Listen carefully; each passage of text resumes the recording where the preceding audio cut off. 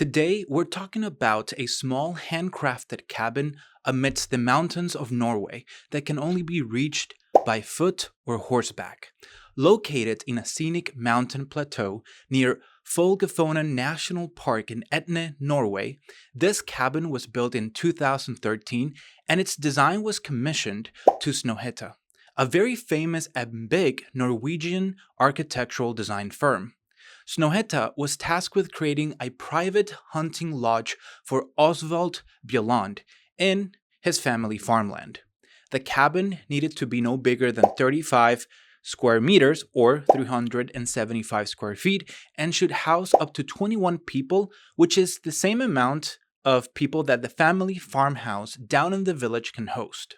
The cabin had to be low maintenance and should blend with the natural surroundings as if it was always there. Understanding the client's constraints, the designer sat down to analyze the implications of these design parameters in relation with their context. For example, the programmatic requirement to house 21 people at once while being constrained to the 35 square meters made them define the space as a single volume to maximize utility of the space as much as possible instead of losing precious space to partition walls and the clearances required for doors, swings, and so on. To be able to organize this volume, they looked for inspiration in the traditional customs of Norway and the traditional logic of organizing and gathering people around the heat and comfort of a central hearth. With the scale and organization of the volume determined, the designers shifted their focus to the relationship of this volume and its surroundings. The cabin was supposed to look like it was always been there, like it was part of the landscape itself. Taking inspiration from the mountains and rocks found in the scenery, the designers created a sloping volume that looks like it is emerging from the ground itself, just like any other rock would. Two giant, handcrafted steel beams following the defined geometry had to be craned in via helicopter and placed at the edge of the volume on top of a concrete base. A continuous layer of wood beams spans the distance between these two main structural elements, tying them together.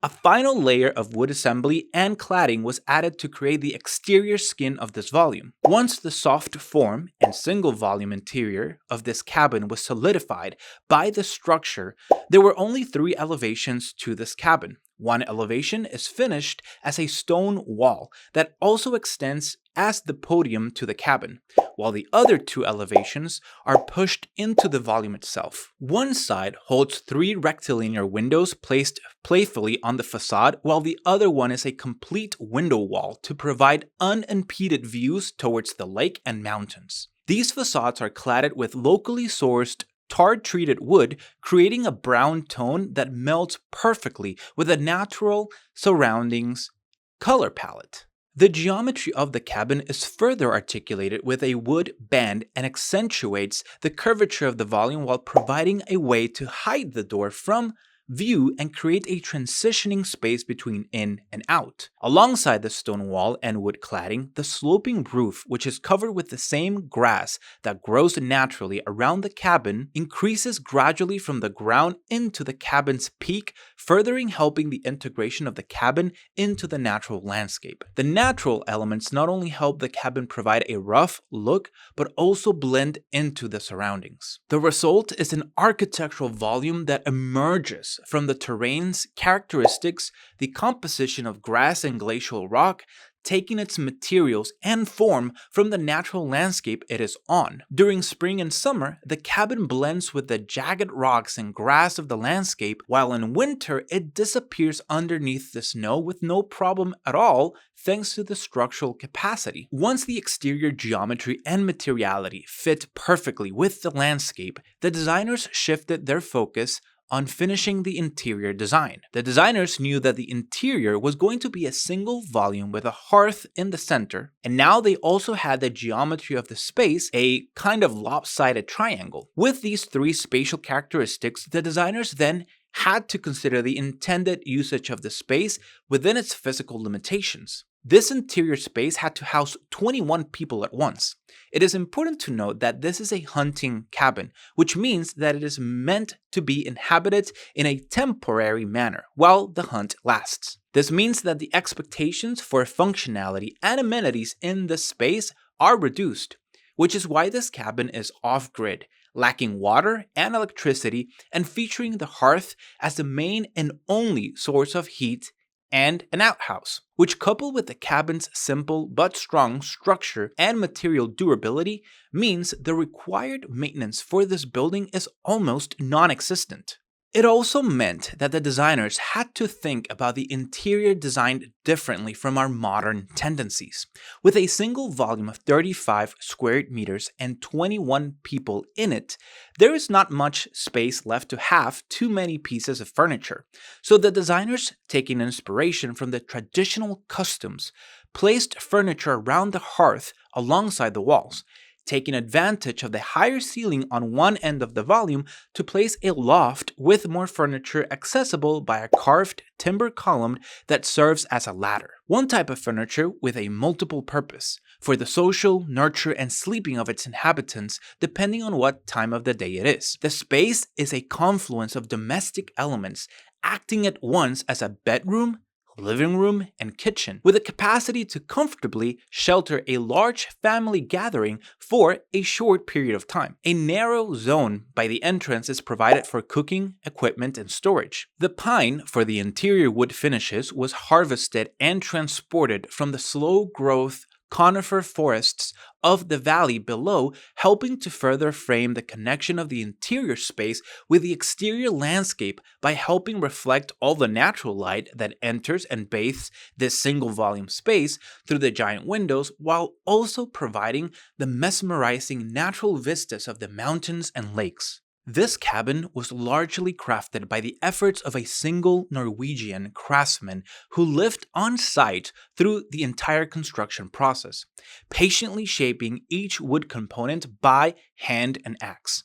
The design of the cabin was created by Snohetta, a big architectural firm that has been able to become a large player in the international architectural scene by doing big-scale projects, but that somehow has managed to make and carve time for small local projects as this one, and has not lost its architectural human design sensitivity, unlike the majority of modern architectural big firms. The resulting combination of the design vision and unique craftsmanship have shaped the materials and geometry of this cabin to make a strong, clear, and direct connection to its surroundings. The overall scale of the cabin is primarily determined by the climate and remoteness of the site, but also the client's programmatic requests. The cabin operates as a spacious and functional shelter for its specific intended use, but at the same time, by having a single volume space and having that space be centered around the hearth, it creates the perfect conditions for familial interactions to be the focus of the space, almost like a tribe sitting around a campfire before or after a hunt together, invoking very primordial but fundamental familial dynamics. This cabin is a study of idyllic seclusion, crafted from rock and wood, its shape and material taken from the land. The cabin is designed to be a discrete architectural intervention subordinate to the surrounding landscapes of Norway, and given the impression that the cabin is part of the natural landscape, to be the vehicle to develop and strengthen familial ties. With that said, we have arrived at the end of the video. If you liked the video, make sure to click that like button as it really helps with the algorithm. Make sure to subscribe to the channel to not miss any of my upcoming videos. Comment down below with any questions about this cabin, any thoughts, anything that intrigued you that you want to share or start a conversation about. Also, let me know if you want me to do a similar design breakdown of another type of architectural building or any type of game design or product design. In the description below, I have a few videos that I think you might really like. I hope you enjoyed the video. Thanks for watching, and I will see you in the next video.